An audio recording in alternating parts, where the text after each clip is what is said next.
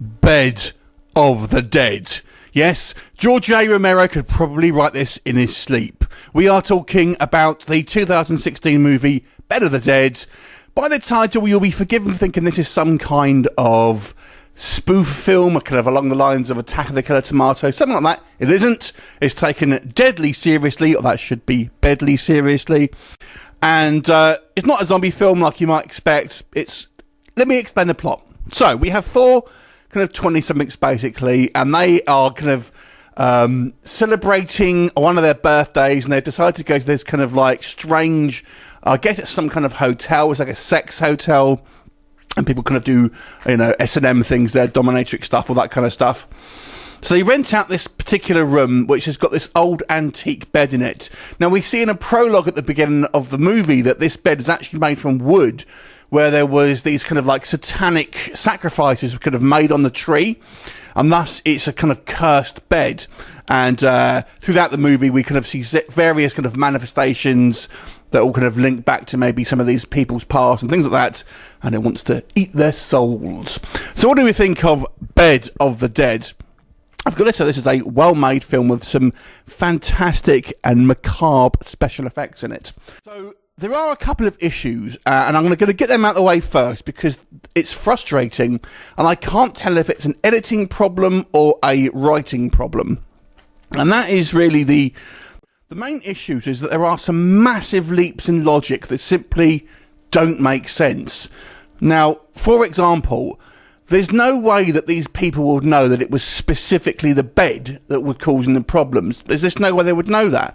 All these manifestations happen in various points of the room, and but they somehow managed to surmise that it's the bed that's the issue. I just don't see how that'd be possible, considering that they're hiding on the bed, and it's almost like they see that as a safe space. The second thing, like an example I can give you, this movie actually runs on two parallel timelines. We have the victims in this room, then we have a few hours later the police investigation, kind of like carrying out the kind of the investigation of all the dead bodies, basically. And there's a conceit that basically that the policeman is able to phone in the past and speak to one of the victims, but there's no way. I mean, he just phones the number, and he's almost immediately able to suss out that he's talking to someone in the past. How would you think that? I mean, you would just think that the body in front of you is not the right person. It just seems that he comes to that conclusion way too easily, and with no logical reason. You would just assume that the kind of the person in the body in front of you is not the same person, or something much more obvious.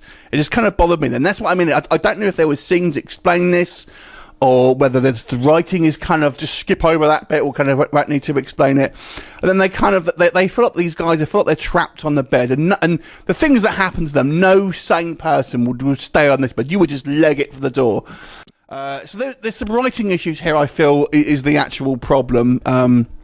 It feels like they've kind of like written themselves into a bit of a corner, and I've just gone, yeah, that'll do, that'll kind of have to make sense, but it doesn't make sense, and it's frustrating because the rest of this movie is such a well-made film.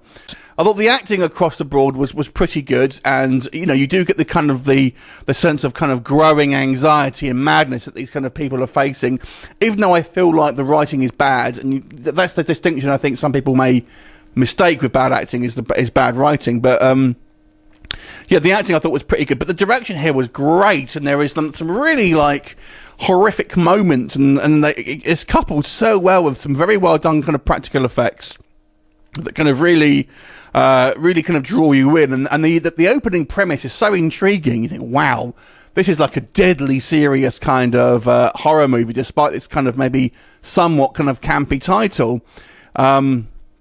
You know, obviously as the movie plays out, I think you can pretty much guess what's going to happen. Maybe tipped it's a little bit too early in regards to the reveal, but nonetheless, this is a solid horror film. It's let down, I feel, by maybe a combination of kind of some sloppy writing and some editing, which maybe was a little bit too hard and has maybe missed out things that maybe would have explained certain things. But the special effects, the kind of the chill factor, is all pretty good, and I think there's some solid, if not spectacular, performances. Make for a good horror film. I'd definitely recommend it. It's maybe not one you remember in a year's time, but it's worth at least one watch. I'd give this movie a 7 out of 10. Have you seen it? What did you think of it? Leave me comments, and I shall look forward to seeing you next time. Bye for now.